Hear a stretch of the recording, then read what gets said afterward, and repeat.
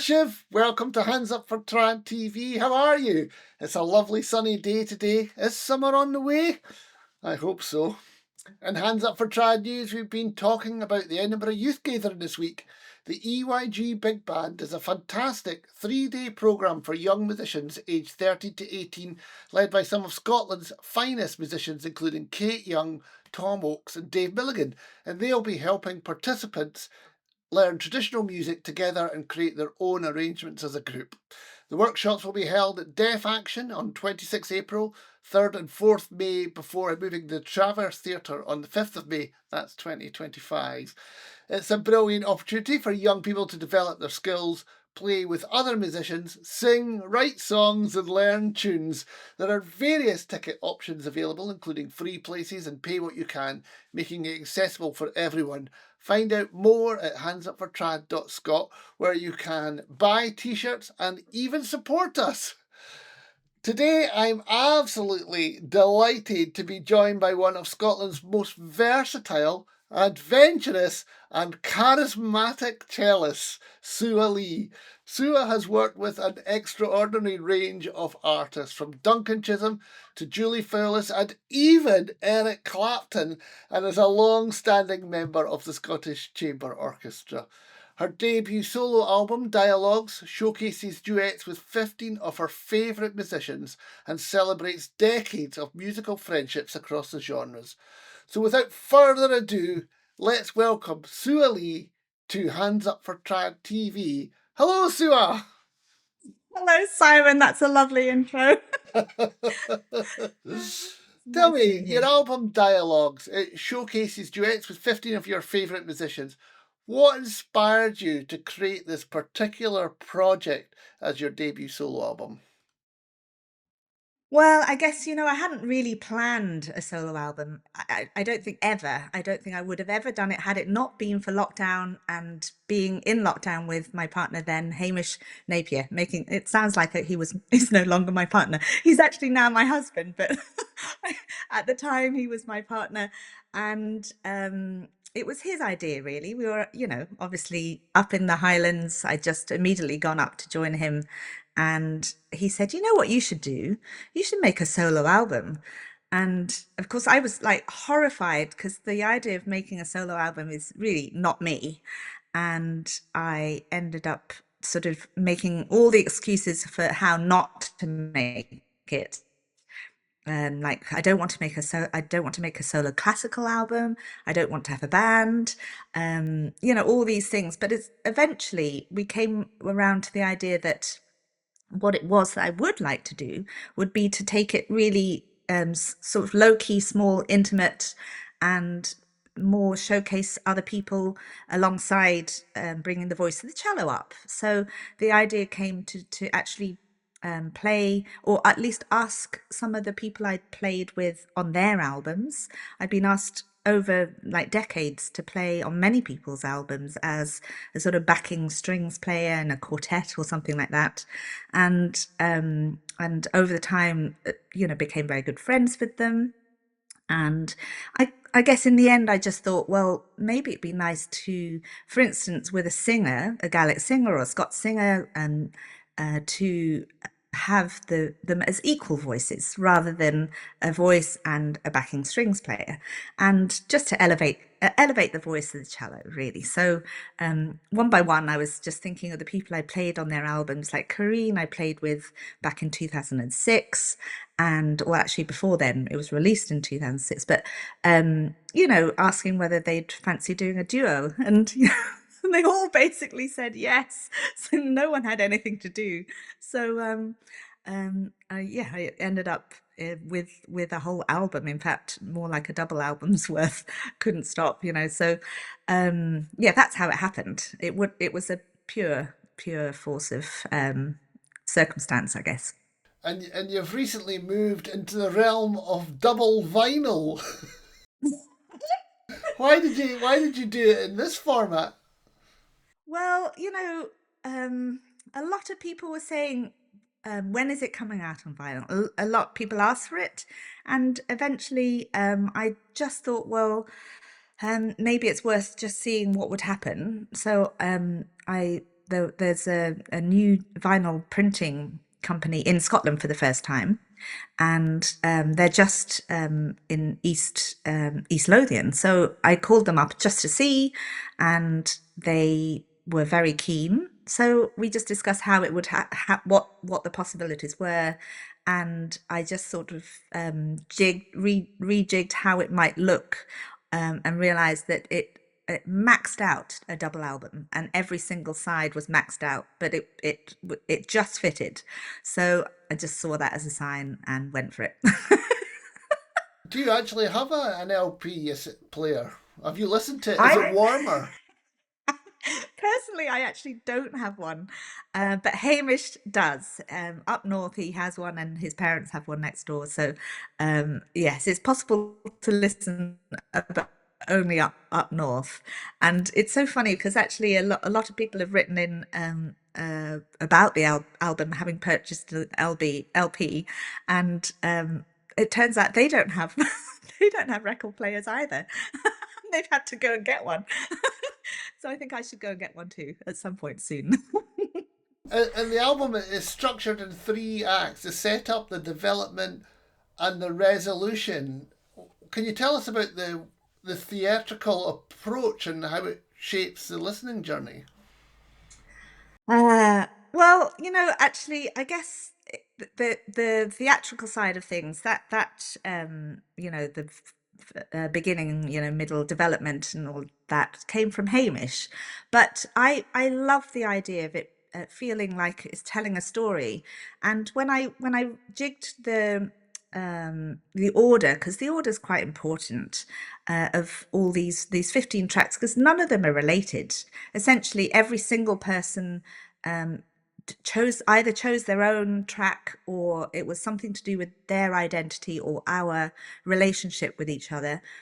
So they weren't planned as a sort of storyline in itself. So I had to try and find one, and weave them all together to make it all make sense. Because essentially, like, there's a tango, there's slow airs, there's all sorts of compositions as well, Finnish folk tunes. So the idea, when I put them together in an order, it made sense definitely to put, for instance, Donald Shaw's one right at the beginning, because that it definitely his Donald Shaw wrote five different tunes, tune sketches, and I ended up sort of squishing them all together into one big set. And so I like the idea that that sort of presents different sides of his work and my work, and they influenced each other, and it's a lovely opener. It's got some classical feel to it, and then there's also these two incredible songs sung by Corinne Polwart and Julie Fowlis, and they're Corinne's is an epic. It's an epic ballad, 20 verses, and Julie's is a beautiful Gallic slow air, and they're pretty tragic. So they're what I would say is really meaty. They're the sort of I don't know. It feels like that they the big development of the thing. So they straddle this major central section, and then there's the resolution, I think it's called, at the end, where they're all like, you kind of need all these beautiful tunes at the end as well. And I don't know, it definitely feels like a good story arc through the whole thing. And I guess, yeah, it's just a fun way of presenting it. Oh, no, it's lovely. And so, how did you actually get this such a diverse range of collaborators? You must, I mean, you played with everybody. How did you eventually pull it down to the ones that you did? Well, that's actually funny enough. It's tricky because there are so many, and there's still many that are not included that I really would love to have included. It's just not, it wasn't possible. But in many ways, as I say, it's I didn't choose any of the tracks themselves, and it fairly randomly they all kind of fitted into place. But the variety is also what I love about my musical existence, I guess. I feel very lucky to have that variety. So it feels nice to have that represented in an album as such. And can you share the story behind Militifty's Annie and its personal connection to your own family, your extended family? Oh gosh. So this, Mill of Tifty. I mean, I guess it for me that was the perfect song to do with Kareen, as it turned out to be one of the first ballads that she came across, and that was nearly 30 years ago, when she was working with Scottish Women's Aid, and it's a mighty ballad. It actually has about 52 verses. We spent a long time sort of working at it a little bit like a theatre, um, or a play of some sort, finding which verses would tell the story as and present it the way we wanted it, and that made sense. And that was really fun as a thing, as a process. But I guess the ballad's relevant still, because there's a lot of it's about domestic abuse in many ways, and that's what Kareen is passionate about as well, aren't we all? But and she hadn't recorded it yet, so this was wonderful. And I guess the personal connection to the also tied in was that Hamish's family, his ancestors, are all from within just a few miles of Millertifty. So it was nice to kind of bring that all together and work on it as a duo. And just for everyone listening, where is Militifty? It is good question. I actually did a little pilgrimage to it. One day I was on a Highlands tour, and I just thought, oh, it's sort of north east, sort of in Aberdeenshire somewhere. And I'm afraid I'm like the modern-ish girl of just following my sat nav, plugging it in. But it's in rural Aberdeenshire, and it's a lot of single track road type places, and actually it was incredible. I had such a great time visiting the Fyvie Castle as well, which is the storyline is you know little Annie falls in love with the trumpeter of the Lord in the Laird in Fyvie Castle. So I went to visit there and had a lot of help from the one of the ladies who's volunteering, who told me exactly the way to Mill of Tifty, which is a complete. It's not even a ruin. It's kind of hidden. You wouldn't know it was there unless you were told where it was. So I did this sort of search up and down, and yeah, it was great fun. But yeah, it's in Aberdeenshire somewhere. Fyvie. Now, you when the album came out, you did this amazing concert at Celtic Connections, which I remember sold out. I think it was in seconds. Was that right? Yes. No, Simon, that's an exaggeration, but it did.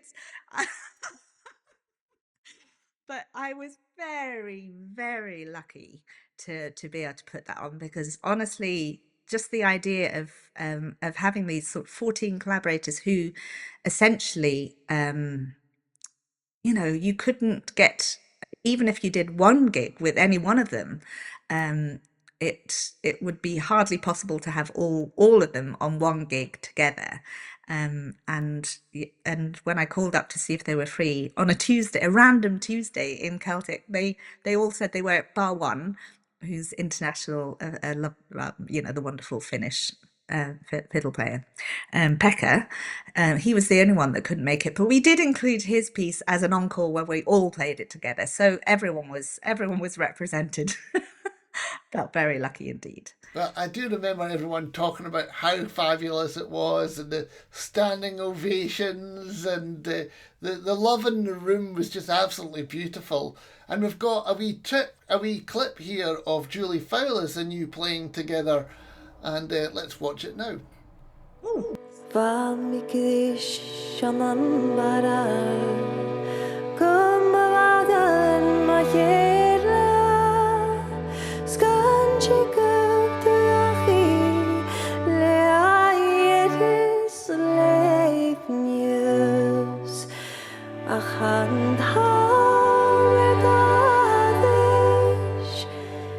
kann ich mich fertig Skussen good at me snarare hade jag viktigare film Moru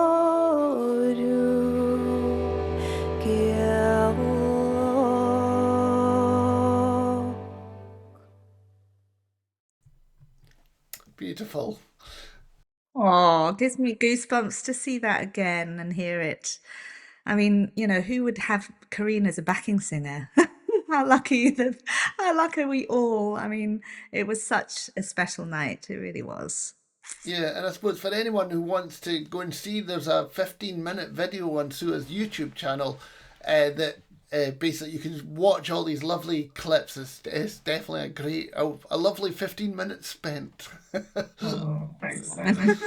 So, just as we say, you've performed with an incredible range of artists from Eric Clapton and Martin Bennett back in the day. How do you adopt your playing style when crossing between such different musical worlds? I guess yeah, it's a question. It's funny because it's not like I do anything necessarily absolutely on purpose. Essentially, I think initially it's not, I guess what I mean to say, it's not a hugely conscious thing that I'm doing. But initially, I guess it comes from listening to a lot of the types of music that you're engaging with, you develop a sense of if you're sounding out of place. So you adapt it to not sound like that and try and make it sound like the thing that you want it to sit inside. So that might be, I mean, using less vibrato, using you inflect slightly differently, you find a different tone that feels good, but essentially you're just doing it by, you're always taking yourself to the place that you're in. So it's not about having to change yourself entirely, but it's about accessing different parts of it's like accessing different parts of your personality. So essentially that, I guess that's what it is, but it feels a natural process, and it's not, I wouldn't say it's been an academic thing.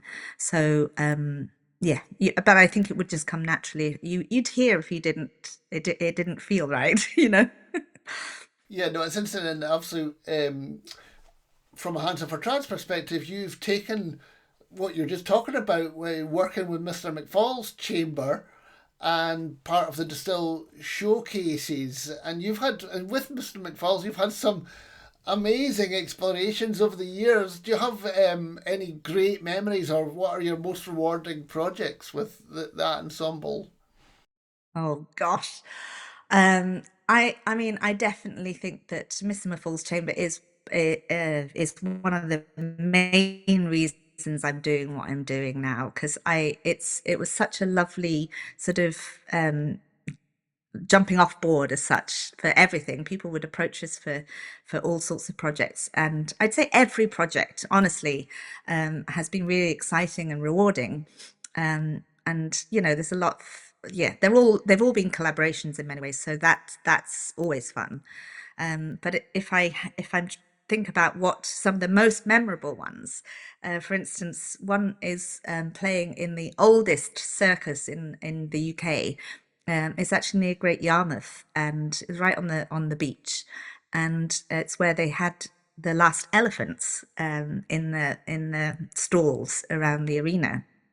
And we collaborated there. This would have been the late 90s, I guess. We collaborated there with a Russian circus troupe. It's a very small troupe of three. It was a father and son and daughter.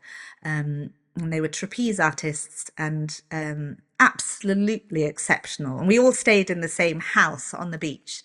But none of them spoke English. So we had this amazing way of communicating, usually by the father would come past and do magic tricks, and every day, he'd have the words connection with space, and that was it. That's all he said with every magic trick. And he took a real shine to me out of the group, and it was really funny. Everyone teased me, but it was yeah, it was like he wanted to marry me, that sort of thing. It was really funny.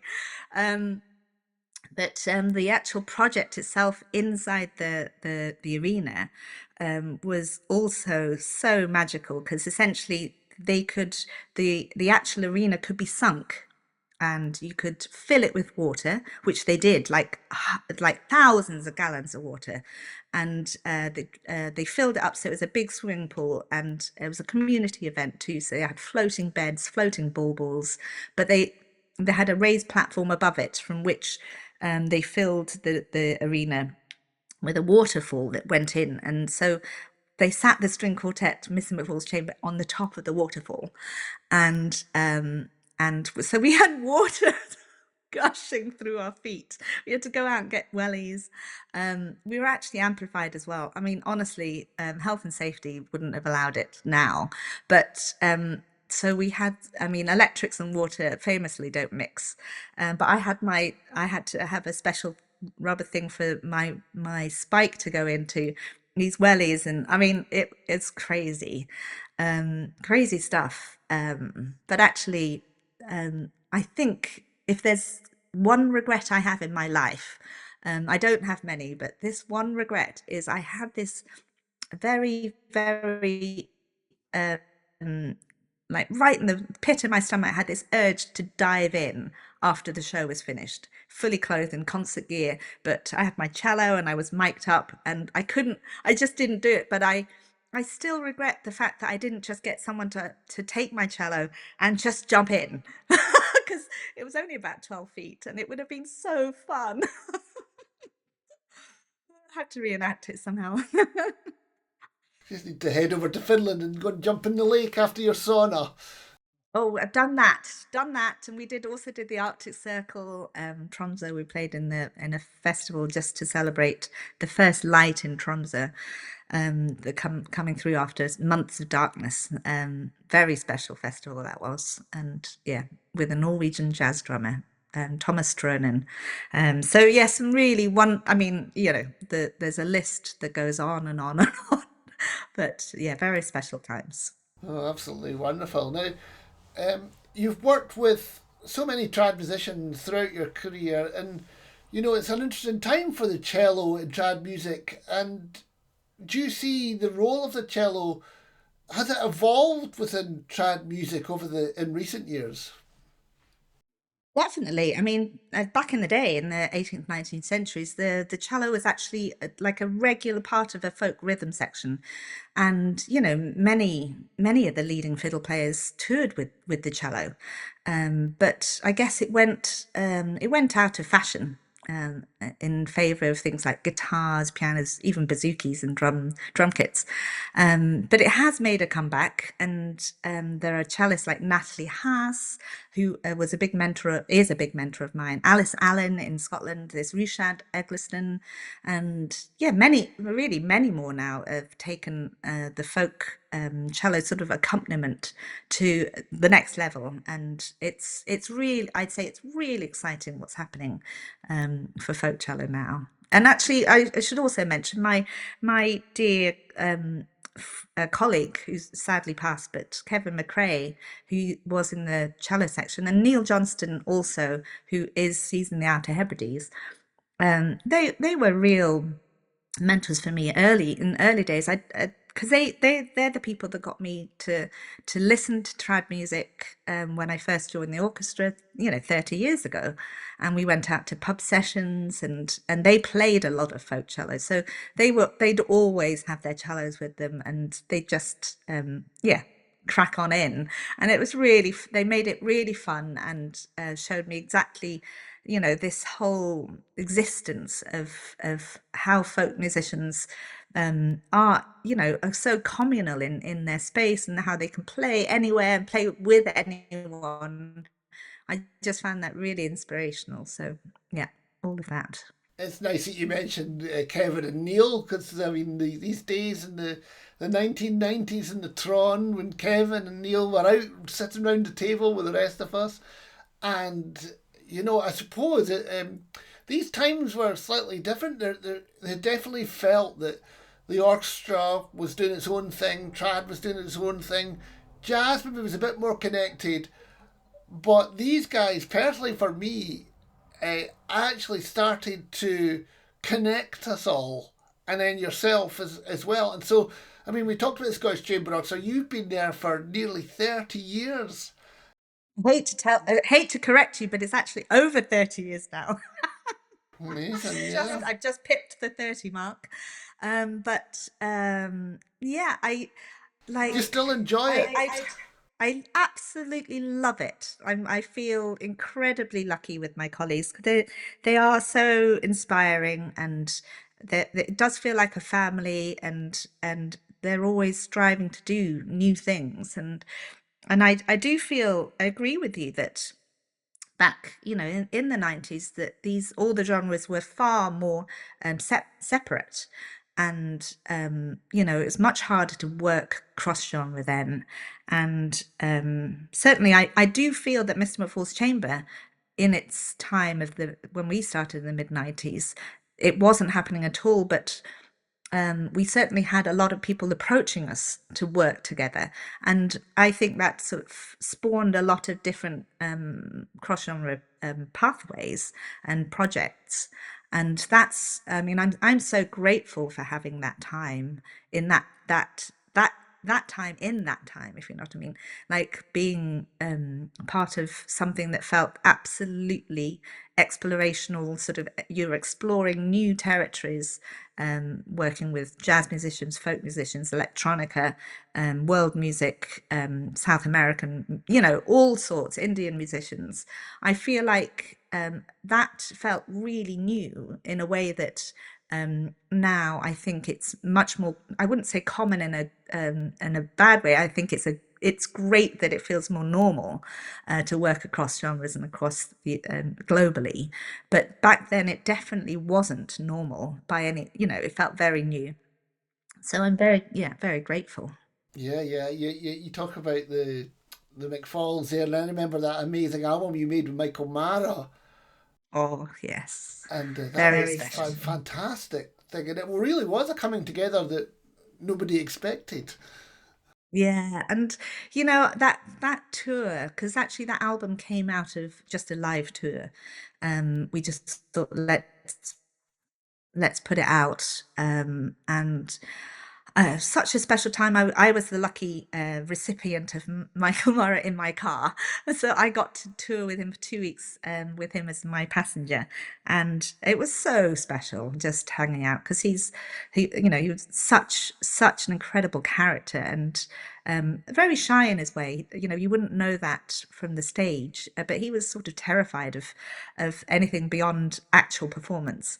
And his introductions for me every single night were the thing I absolutely loved. And I remember when we were putting out the album, I said, please, please, please, can we include his introductions?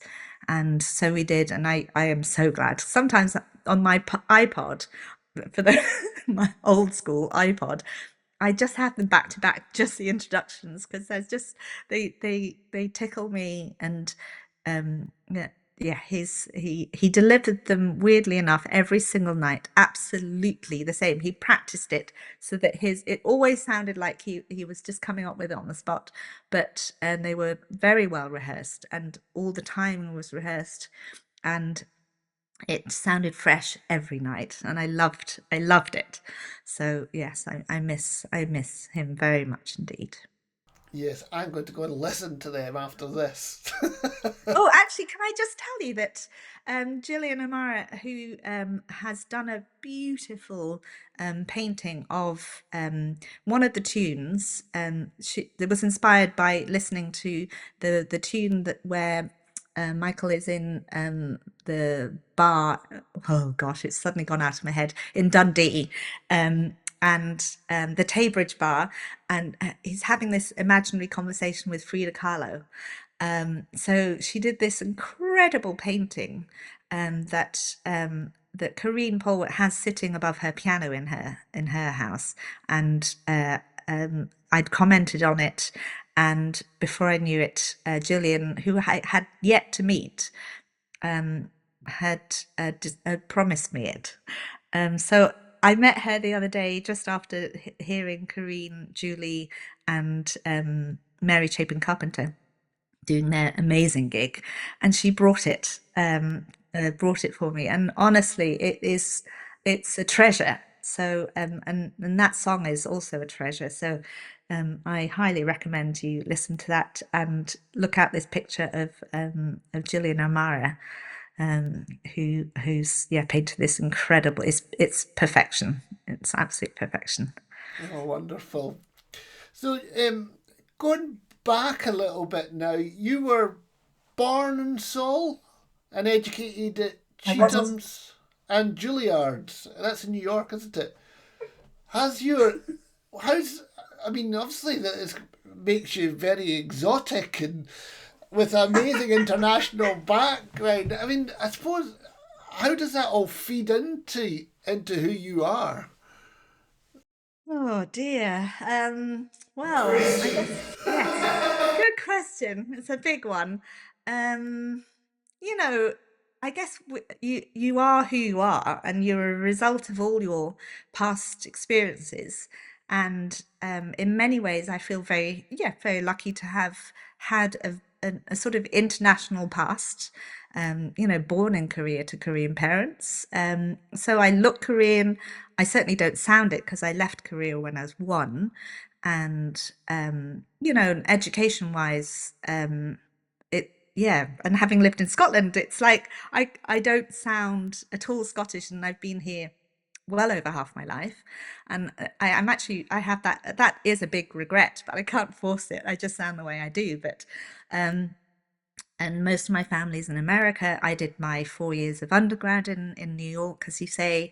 But all of that, you end up you are a sort of some result of all the people you meet, the people who have inspired you along the way. So I guess I just feel so lucky that all the people I've met have been incredibly inspiring, and that has propelled me to do what I'm doing, I guess. And you just are who you are, but you are who you are because of who you've been in contact with.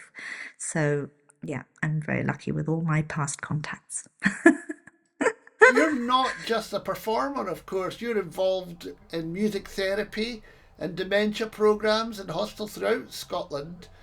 And you also work with the Benedetti Foundation. Can you tell us about that? Well, all of these things, I feel like are an absolute crucial part of my life. They are that we all start somewhere, and we all, as I say, it's about being inspired. So, for instance, the Benedetti Foundation, as you mentioned last, Nikki inspires all of us. I don't know. This lady has so much energy and so much passion for education and music, just everything. And of course, she's absolutely brilliant herself, and it's just an amazing figurehead, spearheading all sorts of new stuff. And I just feel that it's a huge team. Excuse me. It's a huge team of people who create this sort of learning environment and supportive environment for all kids of all ages. So from total beginners, open strings, to university level, to the teachers. So she looks after all these people. So there's in any particular, like a Benedetti sessions weekend, you'll have 3 orchestras, the beginners, the intermediate, and the advanced. And so sometimes when we meet at the end, it might be like hundreds of kids. I think the first one we ever did when it all started was possibly something like 450. I might be making that up, but 450 kids in one place, all playing together. But then there's simultaneously there are workshops for the teachers who are also taking part, and people, workshops to talk about how to develop one's practice. It's like on so many levels. Everyone's been taken care of, and I think it's absolutely wonderful. And in terms of things like the dementia, that I've been very lucky with the SCO, Scottish Chamber Orchestra, sort of community department. It's called SCO Connect. They're always looking for how we can influence our community. So I've been a very active member of that side of the orchestra since the very beginning. So, you know, we've worked in prisons, obviously you work in schools, but the dementia program has been going on for, oh God, it's maybe 15 years now. And I absolutely love it because it's like, I guess one maybe think, you know, you can think of music as a sort of as an entertainment, you know, that the entertainment value you're providing, escapism or, you know, anything like that. But in actual fact, when you see it in this context, in the context of dementia, it's transformational is what it is. It's like so moving to see, I guess, how music can, and well, it can be the key. The music is the key to a whole other life and existence from the one that you know that you just saw a moment ago. That, you know, it's like you see these people transform, and it's really moving. So yeah, crucial. Crucial, absolutely. Well, we're coming to our last question now. So, with the success of Dialogues showcasing all these partnerships and the cello's versatility in traditional music, what are the conversations that you're most excited to have in the future? Are there plans for a follow up album or new directions you're keen to explore? Oh, all these big questions, Simon. It's so funny because after the album released, and yeah, because it's a constant thing. I absolutely swore that I would never make another album ever again because it was so much work, and I was so out of my comfort zone and pushed in many different directions. You know, I'd never engaged with digital music in any form, never written digitally, like used software of any sort, and recorded or anything like that. And so I had to learn so many skills for, I never arranged anything. It was really exhausting, and also just the whole process of releasing an album is it's a minefield because there's so much to think about. And obviously, you know, my hat goes off to all my pals who do it all the time. I just don't know how they do it. Um, um, so yes, I had sworn that I would never do it again. But you know, of course, I am energized by people, definitely, and music. So who knows if I manage to get some energy back up again. But it's always driven. Everything I do is driven by other people. You know, collaborations or the energy of other people. So yeah. Well, that's absolutely wonderful, and gosh, I can't wait to see where your energy is going to take you. Sleep. Oh, you can sleep when you're dead. Another cheery thought. Yes, great. Well, thanks very much, Sua. And in the comments below, I'll make sure there's links to where you can go and buy Sua's album, including the double vinyl. And we'll see you the next time. Thank you so much, Simon.